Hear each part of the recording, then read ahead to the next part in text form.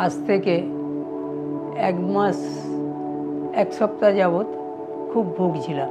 যা খাচ্ছিলাম সেটাই 2-3 মিনিটের মধ্যে সব বেরিয়ে যাচ্ছিল।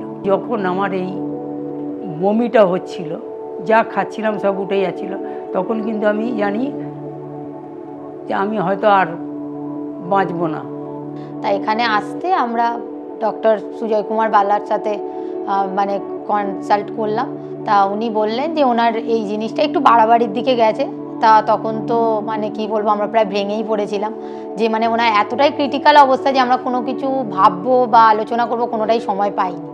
তা উনি সত্যি ডাক্তারবাবু মানে ভগবান যাকে বলে, উনি আশ্বাস দিলেন যে মোটামুটি যদি আমরা একটু ব্যবস্থা করতে পারি 1 সপ্তাহের মধ্যে ওনার এই অপারেশনটা করলে, রোবোটিক্যাল সার্জারি যেটা নিউ এখন হয়েছে, করলে উনি ভালো হয়ে যাবেন। পেশেন্টের প্যানক্রিয়াটিক ক্যান্সার ছিল। আগে অনেক হাসপাতালে ওরা ঘুরেছে, যেখানে ওদেরকে ভিপল সার্জারি করতে হবে বলে বলা হয়েছিল।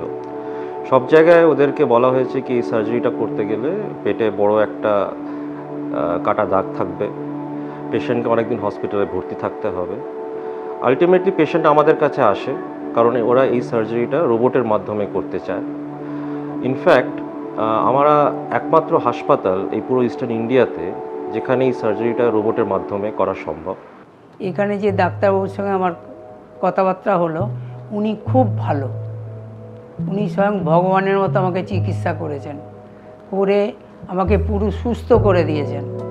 সুস্থ করে দেওয়ার পর আমি যখন সপ্তাহ 2 হলো এখানে ভর্তি আছি, তার মধ্যেই আমি অনেকটা ইমপ্রুভ বোধ করতে লাগলাম।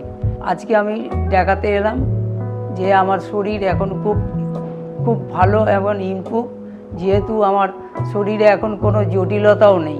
এইচসিজি ক্যান্সার হসপিটাল মানে খুবই ভালো, আমাদের সাথে খুবই কোঅপারেট করেছে। যতটা মানে রিকোয়েস্ট করেছি, বলবো না রিকোয়েস্ট ফেরাইনি, রিকোয়েস্টের মধ্যেও মানে বাবার সার্জারিটা করেও দিয়েছে। আমরা সত্যি কথা বলতে আমি টাকা জমা করতে পারিনি, সত্যি কথা এটা পুরোটা মানে কিছুটা জমা করেছিলাম, যাতে আমি রিকোয়েস্ট করেছিলাম যে অন্তত অপারেশনটা করুন, আমি 1 সপ্তাহ টাইম নিচ্ছি, তার মধ্যে দিয়ে দেবো। এটা আমাকে মানে খুবই হেল্প করেছে, আমি দিয়েওছি। মানে 1 সপ্তাহের মধ্যে মানে বাবা যে এতটা রিকভার করে যাবে, মানে আমাকে হয়তো 1 মাস আগে যে দেখেছে, এখন দেখলে সে বুঝতে পারবে যে তার সাথে হয়তো আমিও রিকভার করেছি। বাবা যে হাসছে, অন্তত খেতে পাচ্ছে, করছে, কারণ আমি জিনিসটা দেখেছি উনি কীরকম আমি নিয়ে এসেছি এখানে এইচসিজিতে, কী অবস্থায় এনেছি।